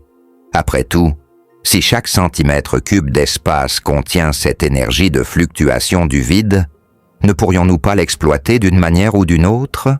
Malheureusement, les lois de la thermodynamique suggèrent que c'est impossible. L'énergie du point zéro est l'état de base, le niveau le plus bas possible. Pour extraire de l'énergie d'un système, nous devons pouvoir le faire passer à un état d'énergie inférieur, mais il n'y a pas d'état inférieur à l'état de point zéro. Cependant, l'existence de l'énergie du point zéro affecte de nombreux processus que nous pouvons exploiter. La fusion nucléaire dans les étoiles, comme mentionné précédemment, dépend du tunneling quantique facilité par l'énergie du point zéro. De nombreuses réactions chimiques, en particulier à basse température, se produisent grâce au tunneling rendu possible par les fluctuations du point zéro. Même certains processus biologiques, comme la photosynthèse et la respiration cellulaire, pourraient dépendre d'effets quantiques liés à l'énergie du point zéro. Dans les laboratoires de physique des basses températures du monde entier, les scientifiques continuent d'explorer les manifestations de ce murmure quantique. Ils craignent des états de plus en plus exotiques de la matière, découvrant de nouveaux phénomènes qui émergent quand l'agitation thermique est réduite au minimum et que les effets quantiques dominent. Chaque nouvelle expérience révèle une autre facette de cette énergie minimale, irréductible, une autre façon dont l'univers maintient son activité perpétuelle. Un domaine de recherche particulièrement excitant est l'étude des systèmes quantiques ouverts, où l'énergie du point zéro de l'environnement interagit avec un système quantique d'intérêt. Cette interaction peut causer la décohérence, détruisant les délicats états de superposition nécessaires pour l'informatique quantique. Mais elle peut aussi être exploitée pour créer de nouveaux états quantiques ou pour effectuer des mesures quantiques. Comprendre et contrôler ces interactions est crucial pour le développement des technologies quantiques. Le murmure quantique s'éteint aussi au domaine de la gravité quantique, la théorie encore non découverte qui unifierait la mécanique quantique et la relativité générale. Certaines théories suggèrent que l'espace-temps lui-même pourrait avoir une structure quantique à la plus petite échelle, avec des fluctuations du point zéro qui créent une mousse quantique de géométrie fluctuante. À cette échelle, estimée être la longueur de Planck, environ 10-35 mètres, l'espace et le temps eux-mêmes pourraient perdre leur signification classique, devenant flous et incertains comme la position et la vitesse des particules quantiques.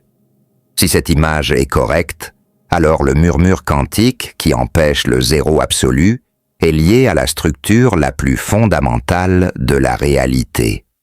Ce n'est pas juste que les particules dans l'espace ne peuvent pas arrêter de bouger, c'est que l'espace lui-même est en fluctuation constante à la plus petite échelle. Le zéro absolu serait impossible non seulement thermodynamiquement, mais géométriquement. Il nécessiterait un gel de l'espace-temps lui-même, ce qui violerait les principes les plus fondamentaux de la physique quantique.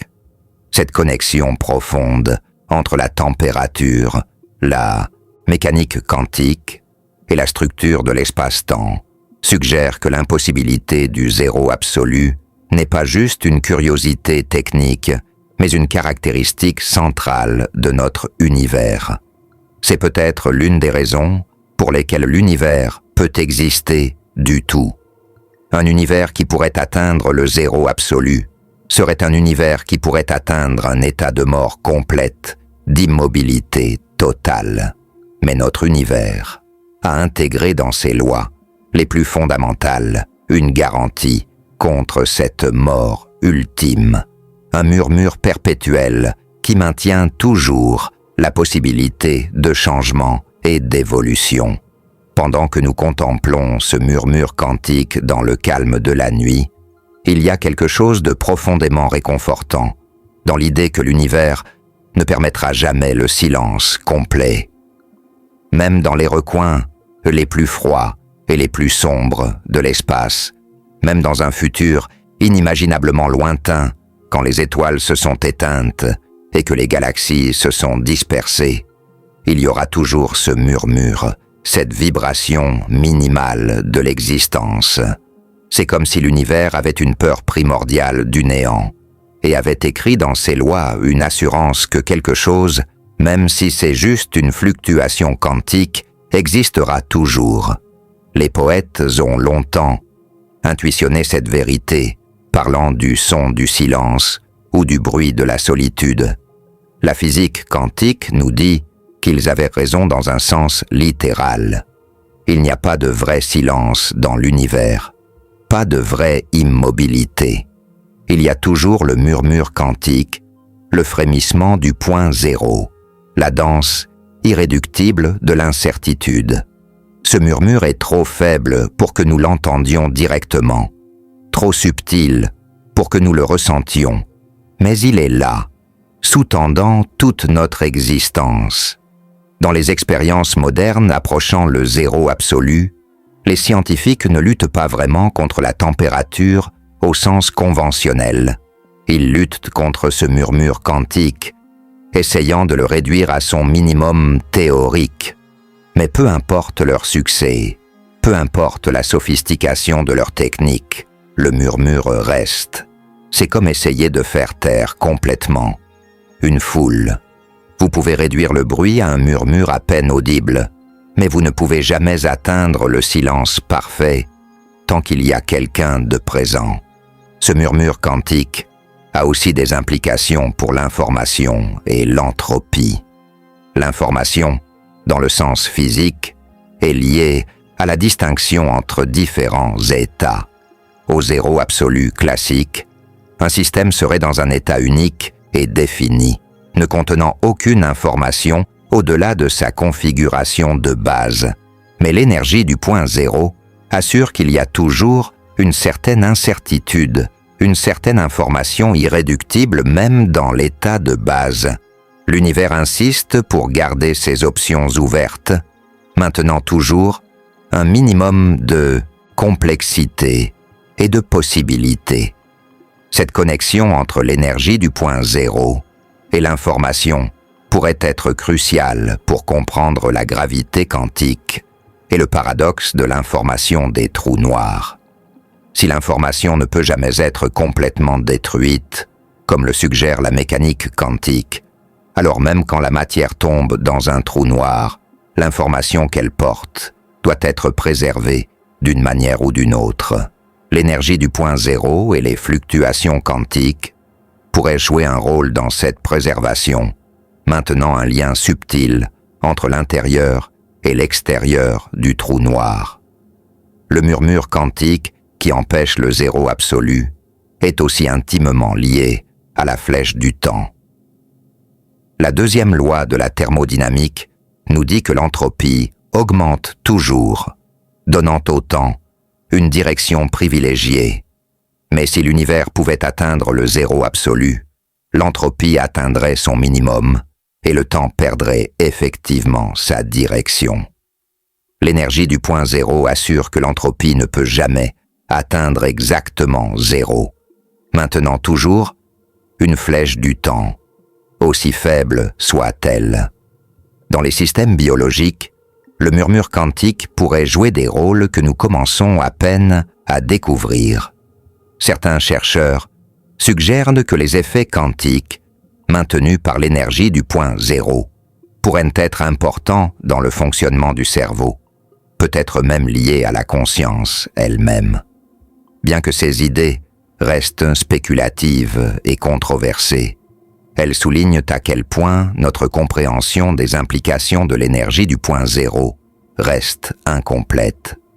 Pendant que vous écoutez ces explorations du murmure quantique, votre propre cerveau traite l'information à travers des cascades de signaux électriques et chimiques. Ces signaux dépendent du mouvement des ions à travers les membranes cellulaires, du repliement et du dépliement des protéines, de la liaison et de la libération des neurotransmetteurs. Tous ces processus sont affectés par les vibrations thermiques et potentiellement par les effets quantiques. Le murmure même que nous contemplons pourrait être essentiel au processus de pensée qui nous permettent de le contempler. Cette boucle autoréférentielle, utiliser des cerveaux maintenus par le murmure quantique pour comprendre le murmure quantique, est caractéristique de notre position unique dans l'univers.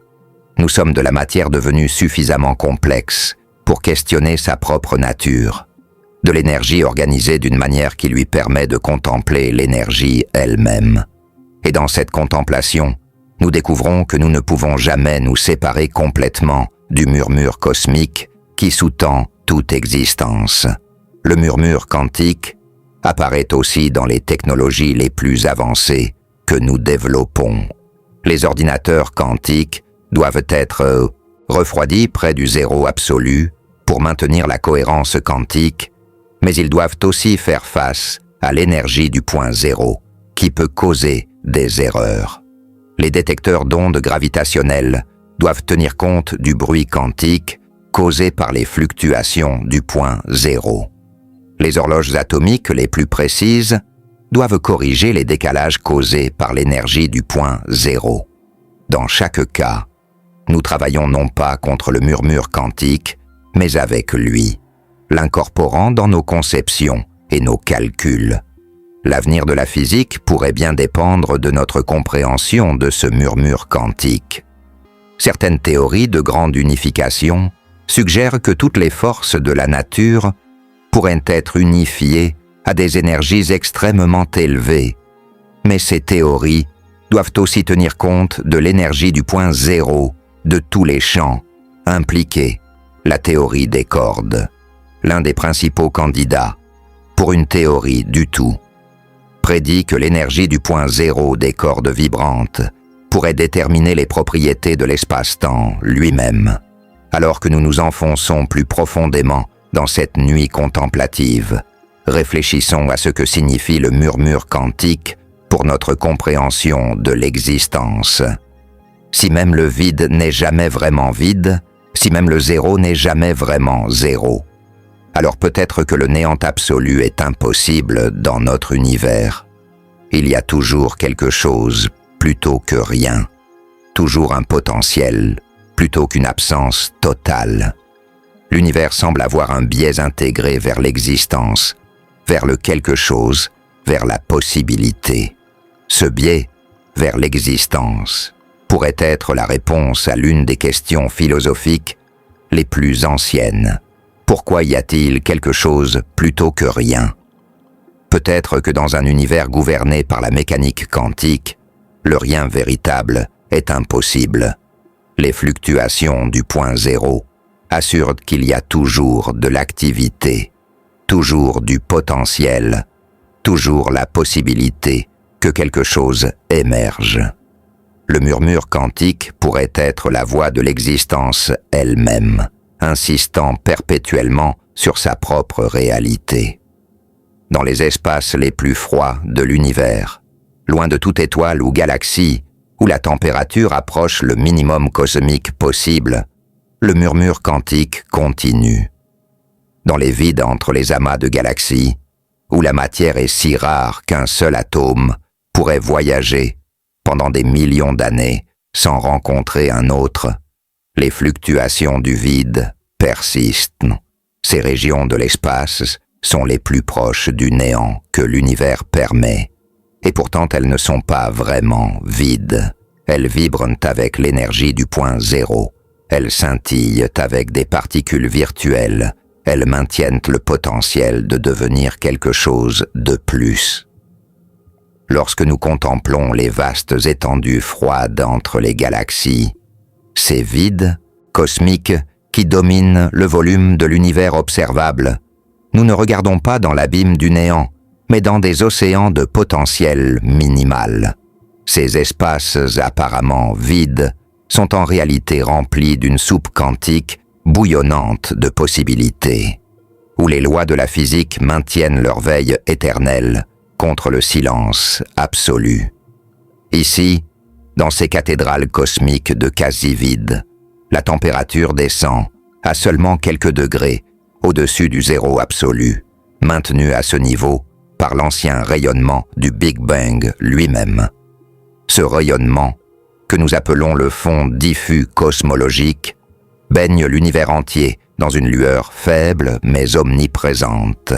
Il a été émis environ 380 000 ans après le Big Bang, quand l'univers s'est suffisamment refroidi pour que les électrons et les protons se combinent en atomes d'hydrogène neutre, permettant à la lumière de voyager librement pour la première fois.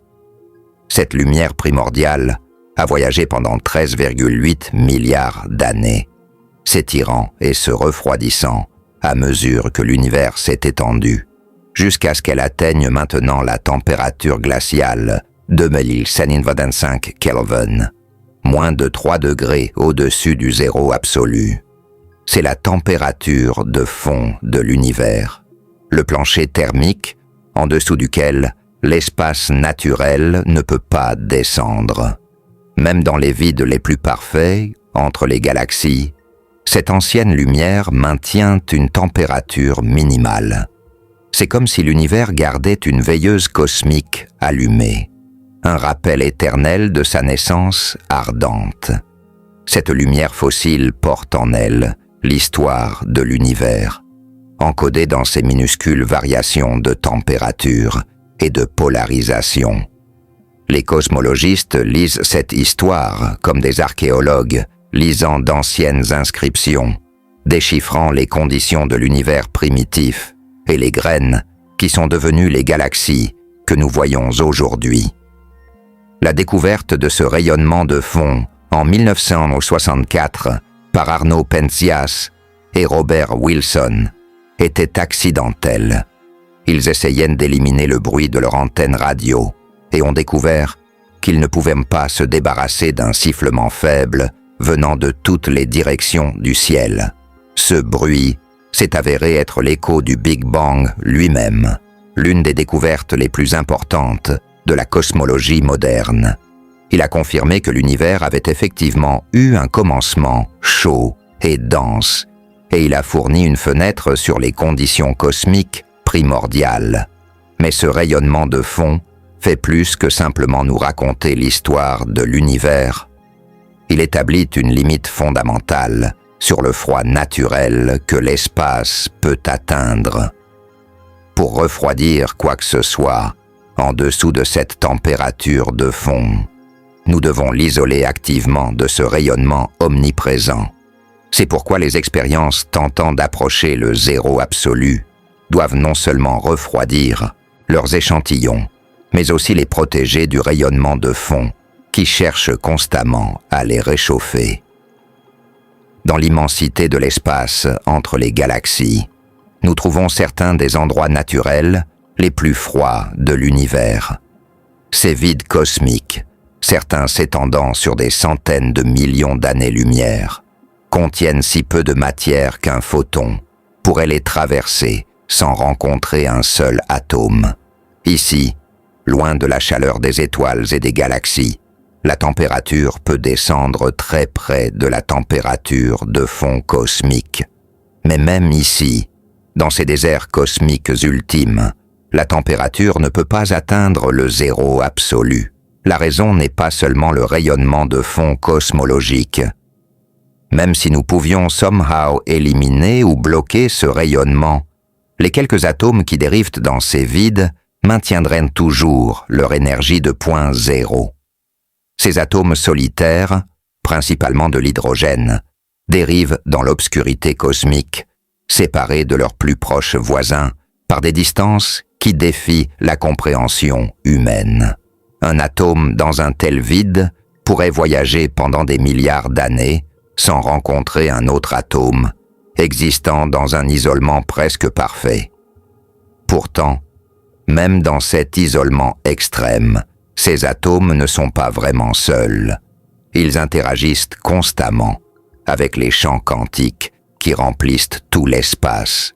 Le champ électromagnétique, le champ de Higgs, et peut-être d'autres champs encore non découverts. Ces interactions maintiennent une connexion ténue entre même les particules les plus isolées et le reste de l'univers. C'est une toile cosmique d'influence si subtile qu'elle est presque imperceptible, mais suffisante pour empêcher tout véritable isolement ou immobilité. Les vides cosmiques ne sont pas simplement des espaces vides entre les galaxies, ce sont des laboratoires naturels où nous pouvons observer l'univers dans son état le plus minimal. Ils nous montrent ce qui se passe quand la gravité n'a presque rien sur quoi agir, quand la matière est si rare qu'elle se comporte presque comme des particules libres individuelles, plutôt que comme un fluide ou un gaz. Dans ces conditions, nous voyons l'univers dépouillé jusqu'à ses éléments essentiels, espace, temps, et le murmure irréductible de l'activité quantique. L'étude de ces vides a révélé des surprises. Ils ne sont pas complètement vides, mais contiennent une toile ténue de matière noire et de filaments de gaz qui s'étendent entre les galaxies. Cette toile cosmique forme la structure à grande échelle de l'univers, avec les galaxies et les amas de galaxies situés aux intersections des filaments, et les vides entre eux. Même dans les vides, il y a une structure, un modèle, une organisation qui émerge des conditions presque uniformes de l'univers primitif. La température, dans ces vides cosmiques, nous raconte une histoire sur l'évolution de l'univers. Dans l'univers très précoce, tout était chaud et dense, avec des températures dépassant des billions de degrés. À mesure que l'univers s'est étendu, il s'est refroidi, passant par diverses transitions où différents types de particules se sont formés, où les forces se sont séparées, où les atomes se sont assemblés pour la première fois. Ce refroidissement cosmique continue aujourd'hui et continuera dans le futur, l'univers devenant toujours plus froid à mesure qu'il s'étend. Mais ce refroidissement a une limite. Même dans le futur le plus lointain imaginable, quand l'univers se sera étendu bien au-delà de sa taille actuelle, quand toutes les étoiles se seront éteintes et que les trous noirs se seront évaporés, la température ne pourra jamais atteindre exactement le zéro absolu. Il y aura toujours l'énergie du point zéro, toujours les fluctuations quantiques, toujours le murmure minimal d'activité qui empêche l'immobilité complète. Certains cosmologistes spéculent sur le destin ultime de l'univers, dans ce qu'on appelle le scénario de la mort thermique. Dans ce scénario, l'univers atteint finalement un état d'entropie maximale, où aucun travail utile ne peut être effectué, où toutes les différences de température ont été égalisées, où rien de nouveau ne peut arriver. Mais même dans ce scénario sombre, la température ne serait pas exactement zéro. L'univers atteindrait une température d'équilibre très basse, mais non nulle, maintenue par l'énergie du point zéro, et peut-être par le rayonnement de Hawking des trous noirs en évaporation. Cette température finale de l'univers, parfois appelée la température de Sitter, dépend de la constante cosmologique ou de l'énergie sombre qui entraîne l'expansion accélérée de l'univers. Si l'énergie sombre reste constante, l'univers approchera asymptotiquement cette température, mais ne l'atteindra jamais tout à fait, maintenant toujours de légères fluctuations autour de cette valeur. C'est comme si l'univers avait un thermostat cosmique, réglé juste au-dessus du zéro absolu, assurant que les choses ne deviennent jamais complètement immobiles. L'existence de cette température minimale cosmique a des implications profondes pour la possibilité de la vie dans le futur lointain. Certains physiciens ont spéculé sur des civilisations futures qui pourraient survivre dans l'univers froid en ralentissant leur métabolisme et leur processus de pensée pour correspondre à la température décroissante. Mais l'impossibilité d'atteindre le zéro absolu signifie qu'il y aura toujours un certain minimum d'énergie disponible, une certaine possibilité de calcul et peut-être même de conscience, peu importe la froideur de l'univers. Cette spéculation nous amène à une réalisation profonde. L'impossibilité du zéro absolu pourrait être ce qui sauve l'univers d'une véritable mort. Tant qu'il y a une différence de température, aussi petite soit-elle, tant qu'il y a des fluctuations quantiques, aussi minimes soient-elles, il y a la possibilité de changement, d'évolution, de quelque chose de nouveau, émergeant de l'apparent équilibre. L'univers garde toujours une étincelle de vie, même si elle est réduite à son minimum théorique. Dans notre propre voisinage cosmique, nous voyons des exemples spectaculaires de la façon dont l'univers résiste au froid extrême. Les nébuleuses planétaires, les coquilles de gaz éjectées par les étoiles mourantes, peuvent avoir des régions où la température tombe bien en dessous de celle de l'espace environnant. Les nuages de gaz moléculaires, les pouponnières stellaires où naissent de nouvelles étoiles, peuvent atteindre des températures de seulement quelques degrés au-dessus du zéro absolu. Pourtant, même dans ces frigidaires cosmiques, des réactions chimiques complexes se produisent, des molécules se forment, et les graines de nouvelles étoiles et planètes sont plantées. La nébuleuse du Boomerang, située à environ 5000 années-lumière de la Terre, détient le record de l'endroit naturel le plus froid connu dans l'univers. Avec une température d'environ 1 Kelvin, elle est en fait plus froide que le rayonnement de fond cosmologique. Cette anomalie apparente est due à l'expansion rapide du gaz éjecté par l'étoile centrale, qui refroidit le gaz en dessous de la température ambiante de l'espace. C'est un réfrigérateur cosmique naturel, utilisant les mêmes principes que nous utilisons dans nos laboratoires pour atteindre des températures ultra basses. Mais même dans la nébuleuse du Boomerang, le zéro absolu reste hors de portée. Les atomes dans le gaz, en expansion, maintiennent leur énergie de point zéro. Les molécules formées dans le gaz froid vibrent avec leur mouvement quantique minimal. Le rayonnement de fond cosmologique, bien que temporairement surpassé par l'expansion de refroidissement, cherche constamment à réchauffer le gaz vers la température d'équilibre. La nébuleuse est un exemple spectaculaire de la façon dont la nature peut créer un froid extrême, mais aussi de la façon dont elle ne peut jamais atteindre le froid ultime. Les planètes et les lunes de notre système solaire externe fournissent d'autres exemples de froid cosmique. Sur Triton, la lune de Neptune, la température de surface descend à environ 38 Kelvin.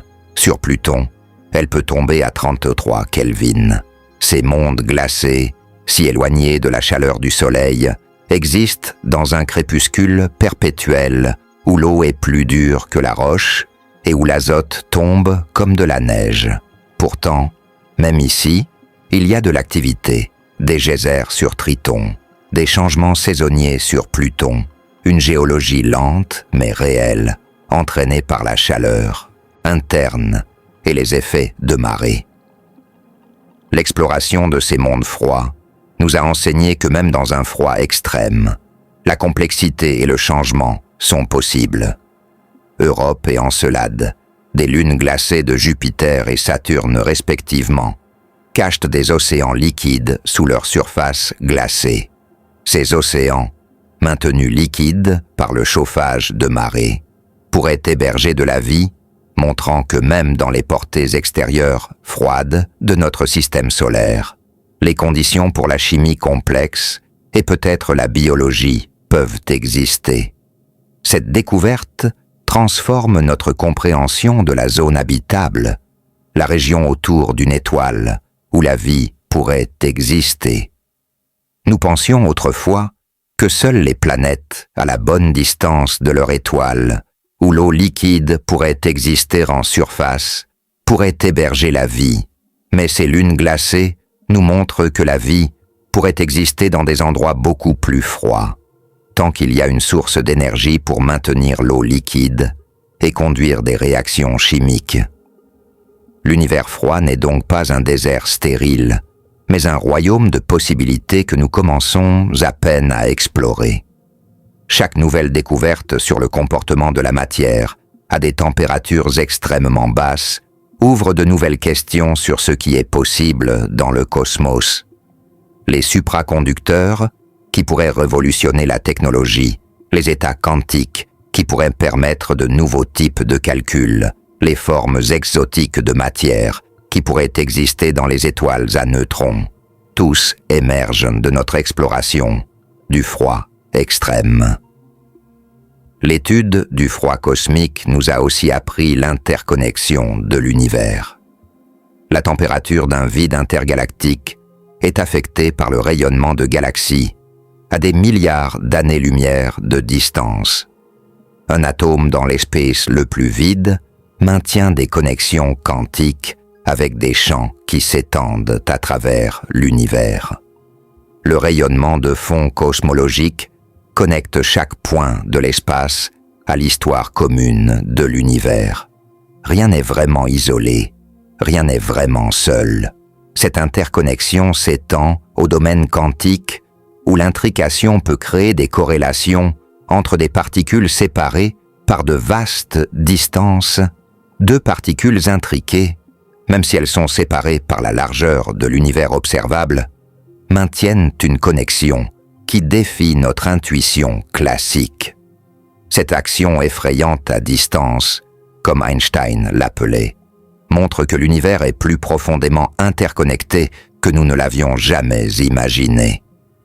Dans les espaces froids, entre les étoiles de notre propre galaxie, nous trouvons des nuages de poussière et de gaz qui sont les restes d'étoiles mortes et la matière première pour de nouvelles. Ces nuages interstellaires peuvent atteindre des températures de seulement 10 Kelvin, assez froides pour que la plupart des molécules gèlent sur des grains de poussière. Mais même dans ce froid, une chimie complexe se produit. Les molécules organiques, y compris certaines qui sont les précurseurs de la vie, se forment sur les surfaces de ces grains de poussière, catalysés par les rayons cosmiques et la lumière ultraviolette lointaine. Cette chimie froide pourrait être la façon dont les éléments constitutifs de la vie sont distribués dans tout l'univers. Les comètes, formées dans les portées extérieures froides des systèmes stellaires, portent ces molécules organiques. Quand elles tombent vers l'intérieur et impactent les planètes, elles livrent cette cargaison prébiotique, semant peut-être la vie dans tout le cosmos. Le froid de l'espace n'est pas l'ennemi de la vie, mais peut-être l'un de ses facilitateurs essentiels. L'exploration du froid cosmique nous ramène inévitablement à la question de notre propre place dans l'univers. Nous vivons sur une planète chaude, orbitant autour d'une étoile chaude, dans un univers qui devient de plus en plus froid.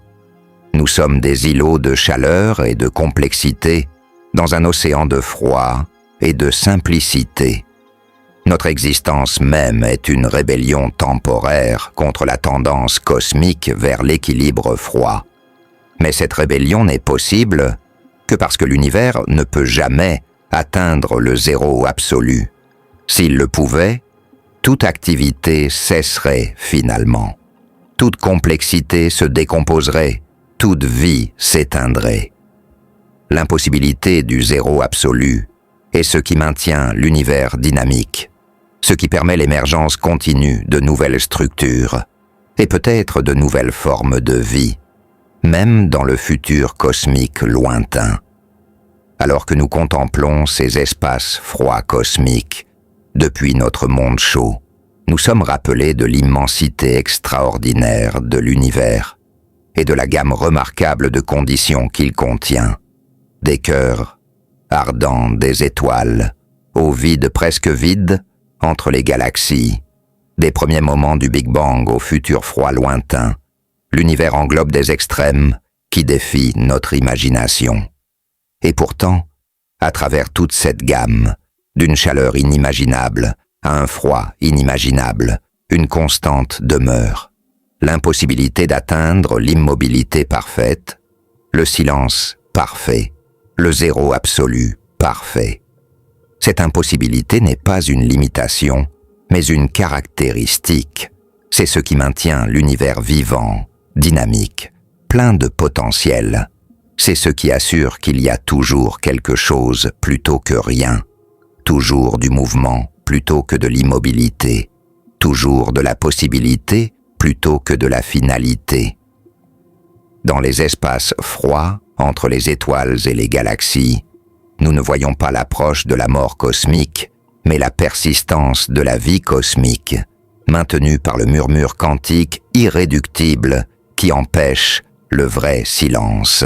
Les laboratoires terrestres, où les scientifiques tentent d'atteindre les températures les plus basses possibles, sont devenus des cathédrales de précision, des temples dédiés à la poursuite de l'impossible. Dans ces espaces remarquables, les physiciens ont créé les endroits les plus froids de l'univers connu, plus froids que l'espace interstellaire, plus froids que toute condition naturelle existant depuis les premiers instants après le Big Bang. Ces réalisations représentent le summum de l'ingéniosité humaine appliquée à l'un des défis les plus fondamentaux de la nature. À quel point pouvons-nous nous approcher du zéro absolu avant que les lois de la physique ne disent définitivement non?